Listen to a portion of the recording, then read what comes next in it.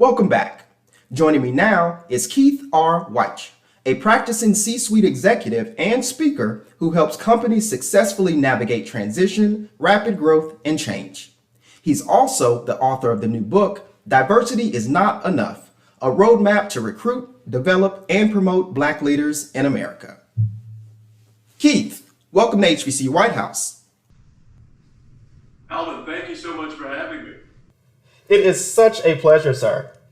Now, in your new book, you provide real actionable steps for employers looking for solutions to improve the experience of Black employers. Speak to why Black professionals have lost their faith in organizations and diversity and inclusion.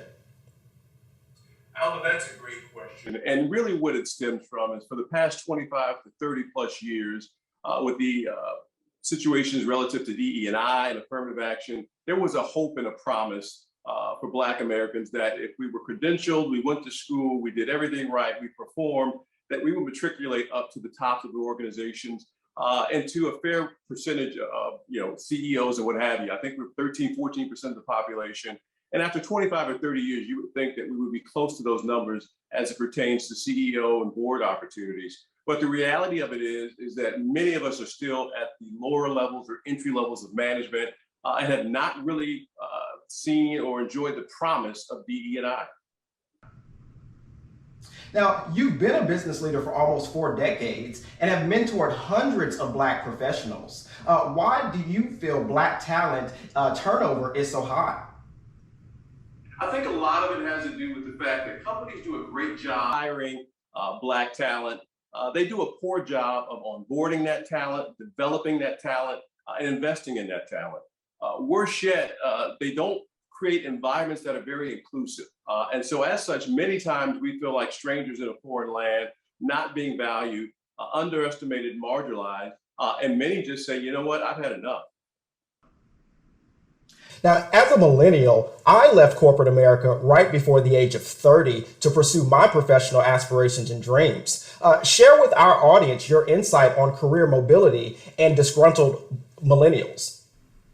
Yeah, and it's really interesting. So I'm a baby boomer. I have 4 children who are millennials. And I grew up in an environment where you wanted to fit in. It was an integration mindset. You wanted to be a part of something. And there were times when, to some degree, we sacrificed a little bit of who we were to try and fit in.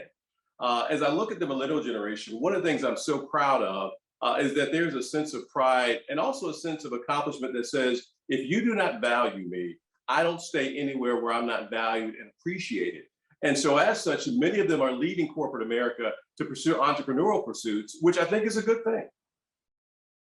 And I assume that just means that I was ahead of the curve and really trying to be a trailblazer by getting out of New York City's advertising and public relations game when I did, because for me, I really didn't want to be making someone else rich, so to speak, by the age of 35. I really wanted to own my own time. I wanted to own my own schedule, and I did not feel valued. So to see that this is now the tide is turning and Black millennials are saying we've had enough, it's really an interesting space to be in.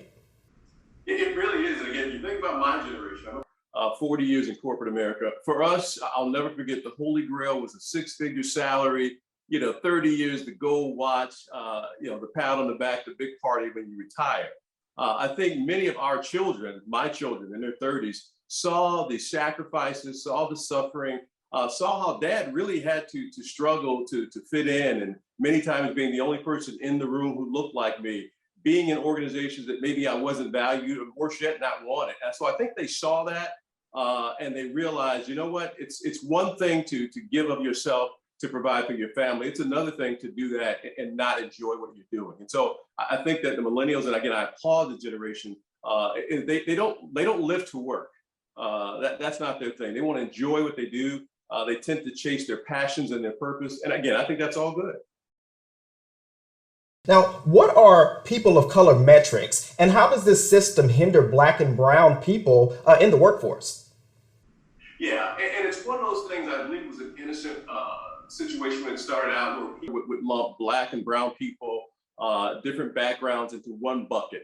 The challenge with that is that if you put us all in one bucket, then you're really not measuring to see, okay, how are Blacks faring?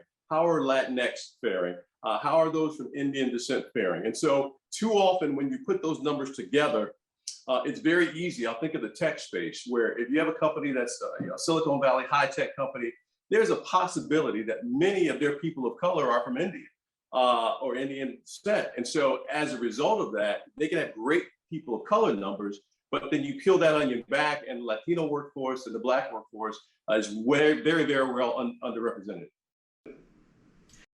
You have such a wealth of knowledge, but we have to stick in a quick commercial break. Will you hang around with us?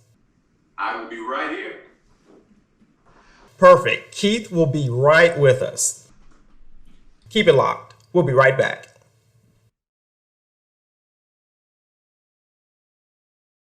My name is Booker, and I am the creator of Booker Soul Food Starters. We're a brand of pantry-ready, all-natural, clean-labeled seasoning mixes that are complete. When we say complete, we mean all the essential ingredients are in each of the mixes to ensure you have a great finished dish. Our lineup includes collard green seasoning mix, peach cobbler filling mix, candy yam seasoning mix, and my very favorite, our macaroni and cheese seasoning mix. It's time to restructure underperforming operations and manage industries that undergo rapid tech or competitive change. Still with us is Keith R. Wyche, author of the outstanding new book, Diversity is Not Enough, a roadmap to recruit, develop, and promote Black leaders in America. Thanks for sticking with us, Keith. Thanks for having me back. Now, you help companies reimagine their diversity, equity, and inclusion initiatives to attract, develop, and retain high-performing diverse leaders. Talk to us about creating Black talent pipelines and improving retention of Black professionals. Yeah, I'm really a proponent of what I call from the classroom to the boardroom development of talent. And to me, it starts really as early as high school, but most importantly, when our kids get into college, they need those intern experiences. They need to be able to be exposed to, again, corporate boardrooms and those types of things. And so I'm really a big proponent of recruiting, not only at majority institutions, but also HBCUs. And then again, it's not just about recruitment, but making sure that we're bringing our best and brightest Black minds into inclusive environments where they'll be valued, appreciated, and encouraged. And we love the idea of you recruiting at HBCUs. Here, obviously, at HBCU White House, we're one Hillman. So we champion all initiatives that take place on Black collegiate campuses. Now, what are some of the best practices on recruiting, developing, and retaining that Black talent? Yeah, that's great. So one of the first is, again, making sure that we're going to where the talent is. A lot of companies, if you fish in a pond that only has, a goldfish, that's all you're going to get. So helping companies expand where they look, again, HBCUs, working with organizations like the National Black MBA Association, what have you. But once you get Keith, once you get Alvin into your organization, make sure that from day one, the onboarding process is one where they feel inclusive.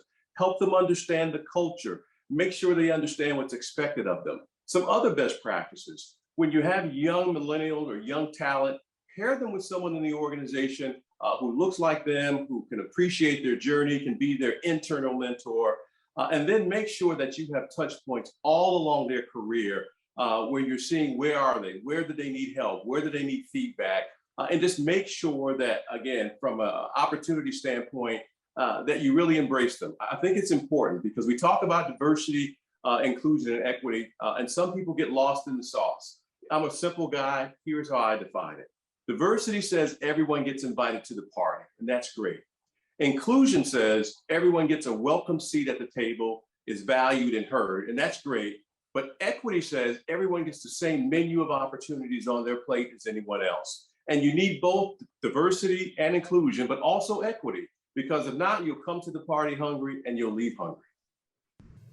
Hey, that's a great analogy. In my world, I like to work on the KISS method, KISS. Keep it simple, stupid. And that's the easiest way for people to digest it. So I do appreciate you sharing it in that way. Now, you've had such a decorated career. As an award-winning author, what's something on your timeline that you feel should be newsworthy? I don't know about this newsworthy, but I will tell you that I am very impassioned about this moment in history. Again, I'm a child of the 60s. And so when I saw the riots last year with George Floyd and the civil unrest, it took me back to my childhood. I remember hiding behind the sofa the night Martin Luther King was killed because there were riots breaking out in Cleveland. What I am hopeful, Alvin, is that this is not just a moment, but a movement. That we take this energy, and it's just not about a hashtag, it's just not about a moment, but that we turn it into a movement. Joe Madison always says, he's a radio announcer, the difference between a movement and a moment is sacrifice. And so hopefully some of us will be willing to make those sacrifices, whether it's writing books like myself or being a media mogul like yourself, to make sure this message is out here. So that's what's near and dear to my heart. I don't want to look back or look at my grandchildren now and say, hey, I wish we'd have done more 10, 15 years ago. We need to act, and we need to act now. Really, really appreciate you sharing it in that way. I agree with you. This is very much a movement, and the pandemic really equaled the playing field. It really equalized us and really put into focus new priorities, what we should be prioritizing. Things that I prioritized in the fall of 2019 may be, secondary or tertiary in my world now, or may not even be on my list because of the moment that we are in. And I really want, my generation to stand on the shoulders of generations before us and make the powerful moves during this time period. Yeah, I always talk about people say passing the torch. I'm saying I'm not passing the torch. I'm going to take my torch, Alvin, and I'm going to light your torch, and together we're going to go and make sure that light shines. Hey, you speaking my language. Love to hear that. Now, before we let you go, please plug yourself in. Where can we find more information about your new book project, Diversity is Not Enough, and yourself? That's great. I consider myself a racial equity advocate. But if you go to my website, which is keithwyche.com, KeithWyche, you'll find a lot of my work there. If you go to LinkedIn, I'm on LinkedIn at Keith Wyche, and I'm also on Twitter at Keith Wyche. So those are the channels you can reach me.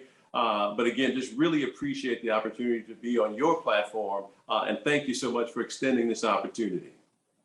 And Keith, we actually will continue to extend the opportunity to you. You have such a wealth of knowledge. It's very important for us here at HBCU White House to not only have an honest and open narrative about politics, but have an honest and open, transparent narrative about business and entrepreneurship.